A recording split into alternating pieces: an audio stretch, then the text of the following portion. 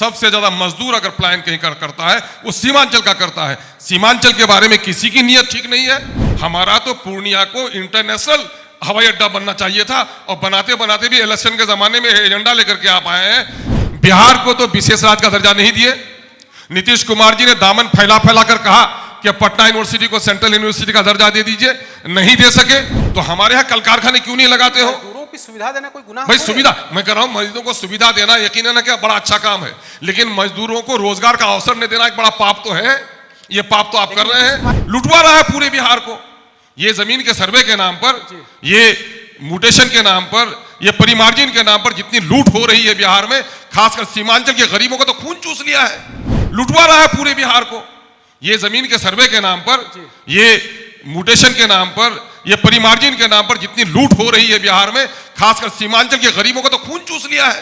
ये लोग काम कर रहे हैं, इनके हॉस्पिटलों में कुत्ते बैठे हुए हैं, डॉक्टर नहीं है, इनके पास कोई चेहरा ही नहीं है। इनको तो बदलना चाहिए था ना चेहरा, इनको चेहरा ही नहीं मिल रहा है। ये धोखे से उसके नाम पर वोट लेना चाहते हैं और उसके बाद फिर इसका भाजी बनाएंगे। अब तक आपने कई नेताओं की बात सुनी, सीमांचल के विकास समाधान के विषय पर हम लोगों ने चर्चा की, और अब हमारे साथ अख्तरुल ईमान साहब हैं, जिनको हम लोगों ने बिहार विधानसभा के अंदर सीमांचल के विकास का मुद्दा, बेरोजगारी, पलायन, बाढ़, तमाम मुद्दों पर हम लोगों ने अपनी बात वहाँ रखते देखी है।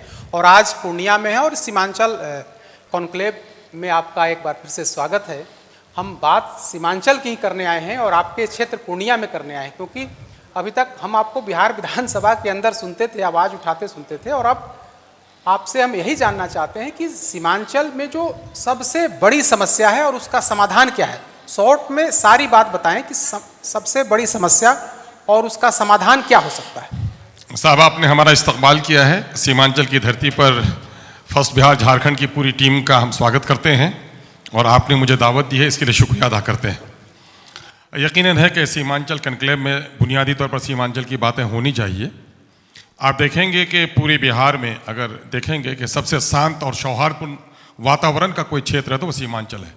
गंगा जमनी तहजीब, हिंदू मुस्लिम सिख ईसाई की एकता और अखंडता जो यहाँ है, पूरे देश में उसकी नज़ीर नहीं मिलती।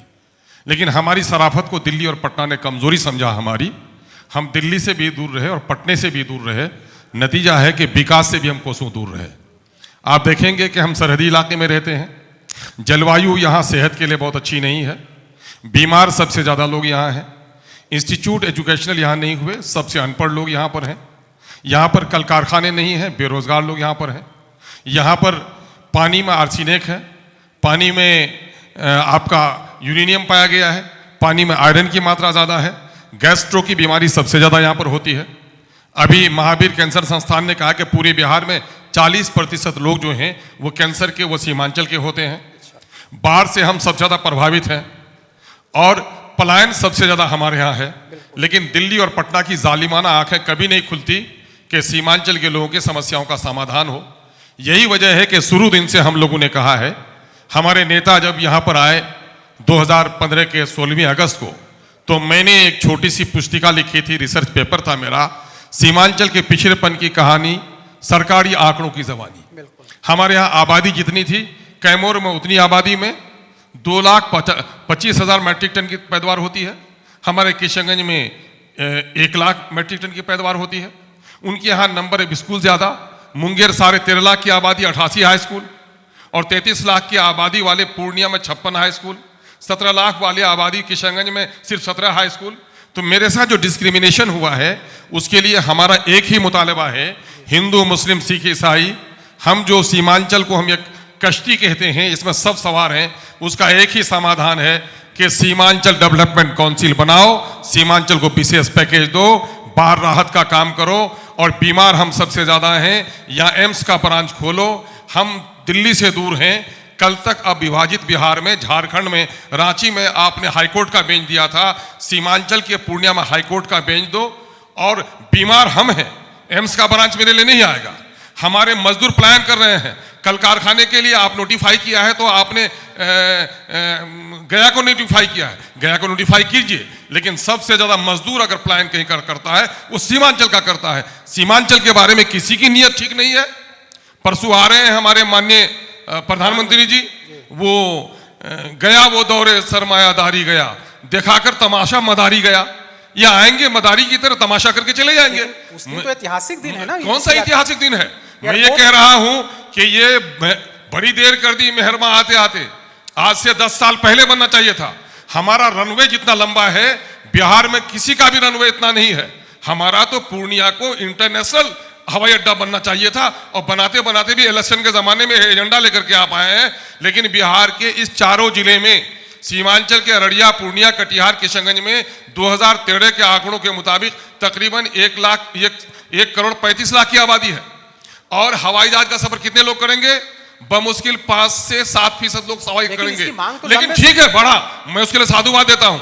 अगर वो यहां पर आ रहे हैं, हाईकोर्ट के बेंच का ऐलान करें, यहां पर फ्लड कंट्रोल, चूंकि फ्लड हमारे यहां है, फ्लड कंट्रोल का ऑफिस यहां पर हो, रीजनल ऑफिसेज यहां पर हो, और एम्स का ऐलान अगर करें मुख्यमंत्री, तो ये प्रधानमंत्री, तो हम समझेंगे कि आपने सीमांचल के लिए कुछ किया। बिहार को तो विशेष राज्य का दर्जा नहीं दिए।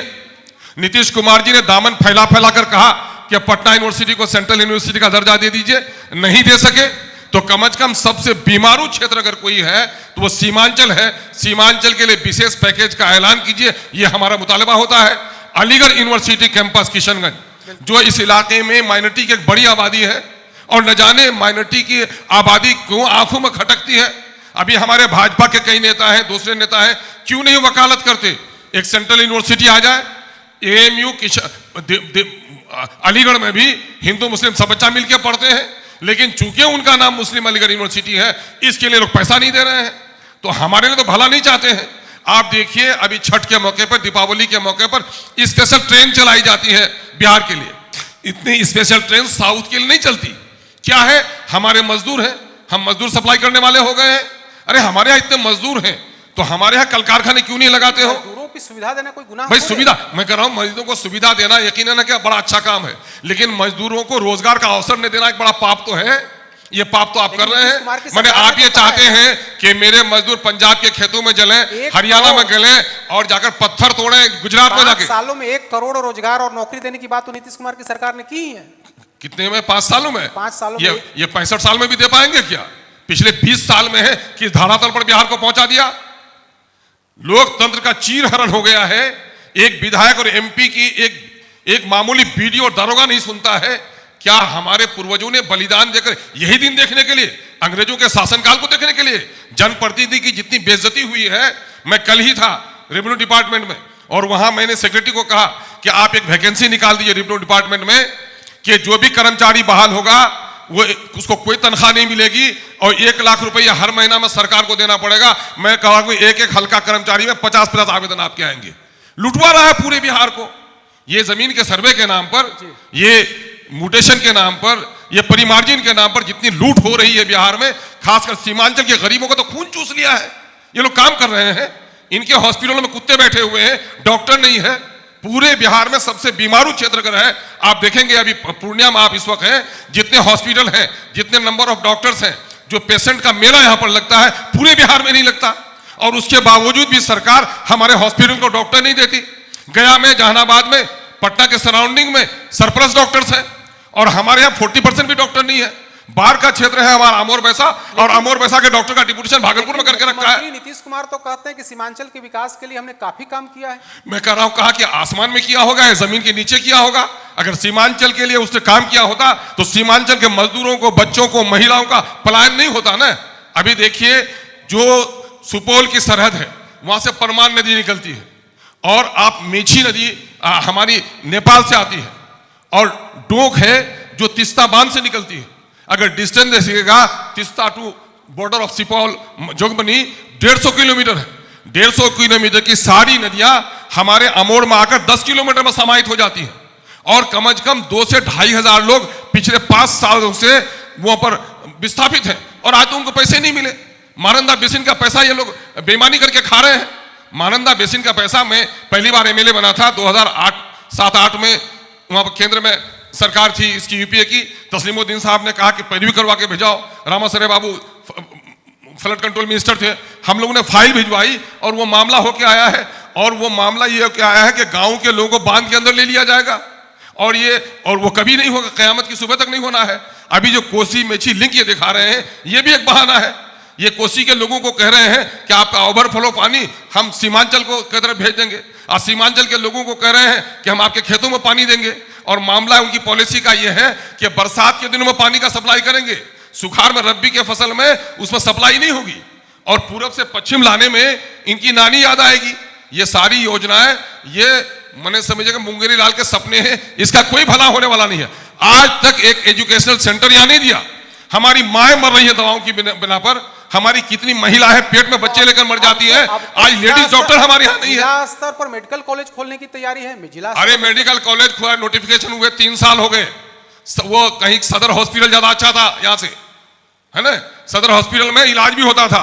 अब तो सदर हॉस्पिटल का सीएस कहता है कि साहब मेरे पास कुछ भी नहीं, प्रिंसिपल को कहिए, प्रिंसिपल फोन नहीं उठाता है, मनमानीपन चल रहा है। नीतीश की सरकार में लॉ एंड ऑर्डर नाम की कोई चीज है क्या?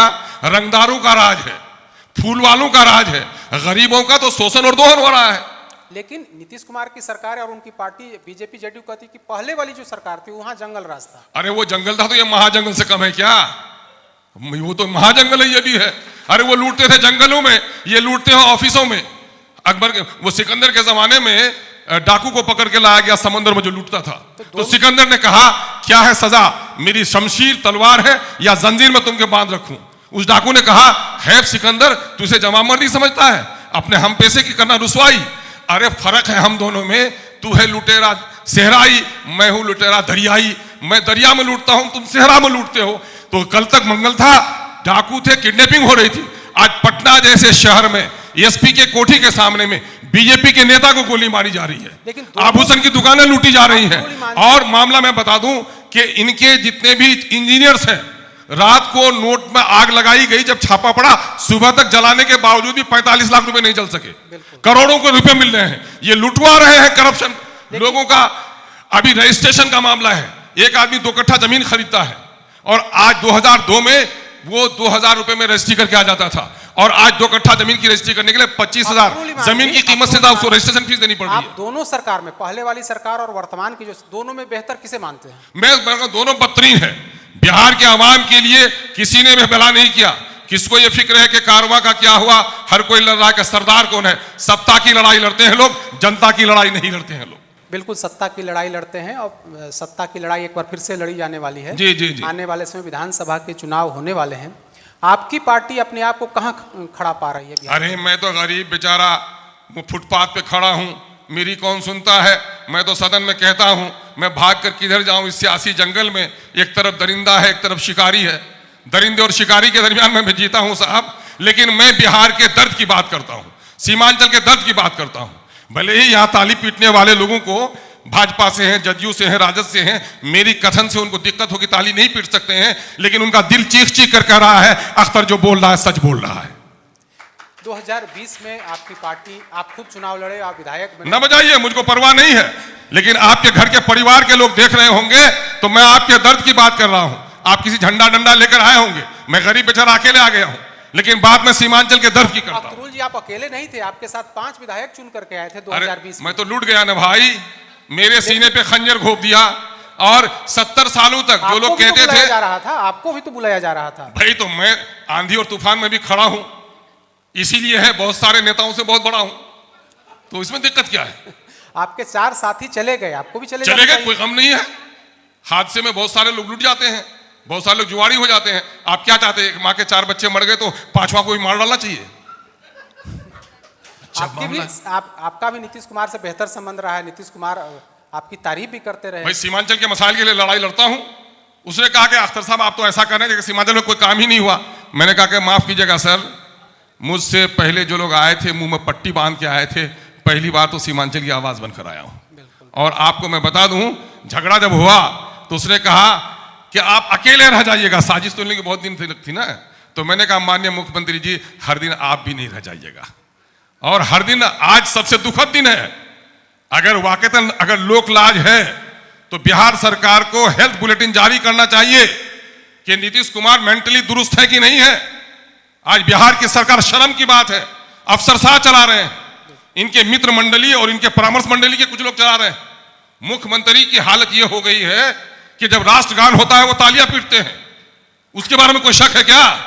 उसके बावजूद भी आप कह रहे हैं बहुत ही कमाल का आदमी ये वो है। मैंने लंगड़ा नाचे वो भी नाच अगर आपको पसंद है, यकीनन है कि नीतीश कुमार इस विकलांगता में भी आपको पसंद होना चाहिए। लेकिन बीजेपी जेडीयू तो कर रही है कि एक बार फिर से नीतीश कुमार अरे भाई, वो फिर से नीतीश कुमार का रट लगाएंगे ही, इनके पास अकाल है, कोई चेहरा ही इनका नहीं है, मजबूरी में क्या करेगा, तो इनके पास कोई चेहरा ही नहीं है, इनको तो बदलना चाहिए था ना चेहरा, इनको चेहरा ही नहीं मिल रहा है, ये धोखे से उसके नाम पर वोट लेना चाहते हैं और उसके बाद फिर इसका भाजी बनाएंगे। अख्तरुल ईमान जी, आपको बीजेपी का बी टीम कही जाती है कि आप बीजेपी की बी टीम, इस दाग से अपने आप को कैसे छुटकारा पाएंगे? मैं कह रहा हूं कि गालिब कर कहे बुरा कोई तो उसका बुरा न मान, ऐसा कौन है दुनिया जहां में जिसको अच्छा कहे सभी।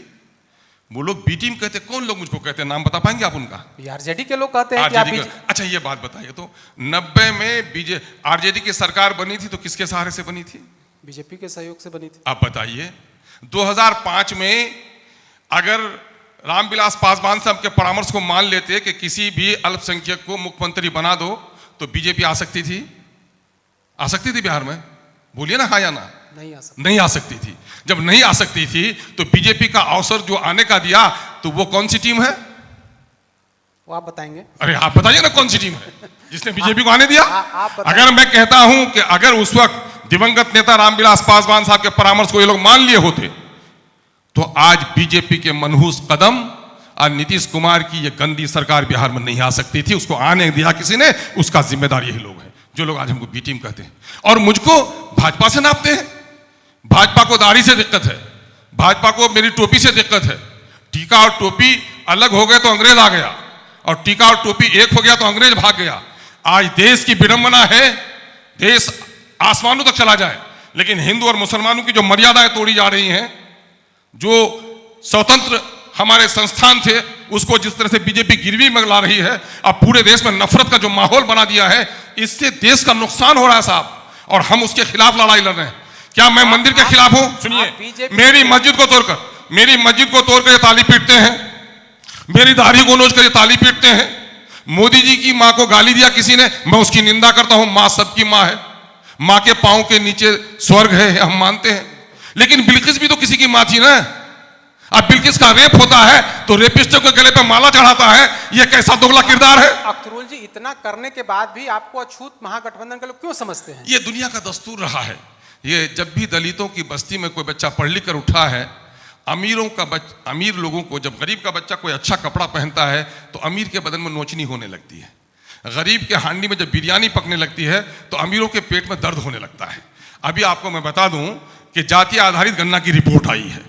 जातीय आधारित गणना की रिपोर्ट के मुताबिक नीतीश जी ने गलती से एक अच्छा काम कर दिया है, गलती से एक अच्छा काम किया है, गलती से अच्छा काम कर दिया है। चूंकि उनको बीजेपी से वो लड़ रहे थे, जब मैंने हाउस के सारे लोग गए थे सर्वदलीय, तो मैं भी गया था उस वक्त प्रधानमंत्री जी से मिलने के लिए।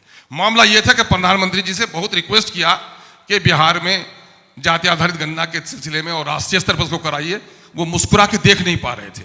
नीतीश कुमार जी को जब अलग रास्ता हुआ तो कमंडल के लिए मंडल, मंडल के लिए कमंडल, तो कमंडल के खिलाफ मंडल का रास्ता इसने लिया और गलती से काम किया। वो रिपोर्ट कैसी आ गई? तुष्टीकरण की बात कहते हैं बीजेपी के लोग हमको कि मुसलमानों का तुष्टीकरण, खातिरदारी हो रही है। क्या तुष्टीकरण है? बिहार में 13 करोड़ की आबादी हो गई है, पैरामीटर्स बहुत सारे हैं, पक्का का मकान किसका कितना है, किनकी वार्षिक आय कितनी है, नौकरी कितनी है। सबसे कम पढ़ा लिखा मुसलमान, सबसे कम नौकरी में मुसलमान, सबसे पलायन मुसलमान। मैं सिर्फ एक आंकड़ा बता देता हूं, समय नहीं आपके पास। 13 करोड़ की आबादी में 20,49,370 लोगों को सरकारी नौकरी मिली हुई है। और लोकतंत्र का मूल मंत्र है जिसकी जितनी आबादी उसकी उतनी हिस्सेदारी। मैं कई बड़ी जाति के लोग हैं, मैं उस पर उनको उंगली नहीं उठा सकता, उसने प्रयास किया है। 37 लाख आबादी जिसकी है उसकी नौकरी में हिस्सेदारी 58,000, उसने 1,87,000 नौकरी लिए। जिनकी आबादी 41,000, नौकरी में 71,000, उसने 1,71,000 लिए। नीतीश बाबू के लोगों को 90 से पहले मुसलमानों से नौकरी नहीं थी। 37 लाख की आबादी कुर्मी भाइयों को 1,18,000 नौकरी लिए। लालू जी की बिरादरी यादव जी भाइयों की नौकरी 90 में मुसलमानों से ज्यादा नहीं थी, लेकिन वो 2,90,000 की जगह पर 2,90,000 नौकरी लिए।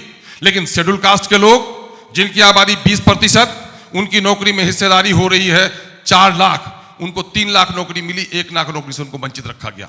अब मुसलमानों की नौकरी सबने लिया, 2 गुना, 3 गुना, 4 गुना। राजद ने अपनी बराबर और जदयू ने अपनी आबादी से 2 गुना, और ये बेचारा जुम्मन मियाँ और अब्दुल की नौकरी कितनी होनी थी? 3,68,000, और नौकरी मिली 1,63,000। 1,95,000 नौकरी से वंचित रखा गया इनको। कौन है ये जालिम लोग? 20 साल का काल नीतीश कुमार जी का, अब 15 साल लालू जी का, 30-35 साल तो सरकारी नौकरी की उम्र होती है। और सबने हमको कहां पहुंचा दिया है? उसी इंसाफ की लड़ाई एमआईएम लड़ रहा है। एमआईएम गद्दी की और मंत्रालय की लड़ाई नहीं लड़ता।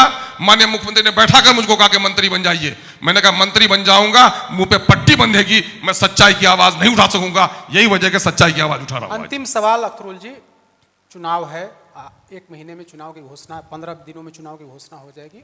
आपकी पार्टी कितने सीटों पर चुनाव लड़ेगी? किस दल से गठबंधन करेगी? शॉर्ट में जरा बता दीजिए। देखिए, मैं दिल पर पत्थर रखकर, जिसने खंजर मारा फिर भी उसको कहने गया, आओ बिहार के हित के लिए, बिहार के सौहार्द के लिए और इस सांप्रदायिक सरकार को उखाड़ने के लिए आओ मिल के लड़ते हैं। लेकिन उसने स्वीकार मुझे नहीं किया। आपने देख लिया, परसों उनके दरवाजे पे ही हम थे, और नतीजा ये हुआ कि अब मुझे अगर मजबूर किया है अलग से लड़ने का, तो अब सेकुलर वोटों का बिखरा होगा, तो जिम्मेदार वो लोग होंगे जो लोग सेकुलर वोटों को समेटने के लिए तैयार नहीं है। मैं थर्ड ऑप्शन यानी तीसरा गठबंधन बनाने की, फ्रंट बनाने की कोशिश कर रहा हूं। कई लोगों से बात चल रही है। अगर हमारा फ्रंट बन जाता है तो हम तो 100 से ज्यादा सीट पर लड़ेंगे, और अगर नहीं अकेले लड़ना पड़ा तो 100 से कम सीटों पर लड़ेंगे और मजबूती से लड़ेंगे। बहुत बहुत धन्यवाद आपका। आपने तमाम मुद्दों पर चर्चा की, विस्तार से बात की, खास करके सीमांचल का मुद्दा एक बार फिर से आपने उठाया। फर्स्ट बिहार आपका बहुत बहुत धन्यवाद। फर्स्ट बिहार का प्रबोध साहब की पूरी टीम का बहुत बहुत शुक्रिया साहब। पनोरमा ग्रुप, जो सोचता है वो करता है। आपके अपने सपनों का आशियाना।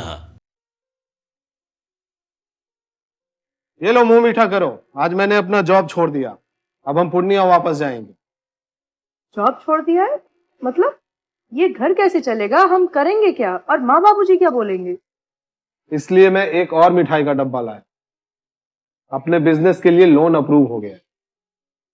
अरे लोन अप्रूव हो गया वो तो ठीक है, लेकिन पूर्णिया में हम रहेंगे कहाँ? अपना घर भी तो नहीं है वहाँ। इसलिए तो एक और मिठाई का डब्बा अलग से लाया हूँ। हमने पूर्णिया में घर ले लिया है, पूर्णिया के ई होम्स पैनोरमा में। पूर्णिया में पैनोरमा ग्रुप लेकर आए हैं ई होम्स पैनोरमा। बड़ा घर, आलीशान जिंदगी और अत्याधुनिक सुविधाओं के संग। अरे अरे, अब क्यों मुंह मीठा करवा रही हो? क्योंकि हम घर वापसी जो कर रहे हैं। घर वापसी की खुशी पूर्णिया में ई होम्स पैनोरमा के संग। E Homes Panorama, luxurious lifestyle redefined.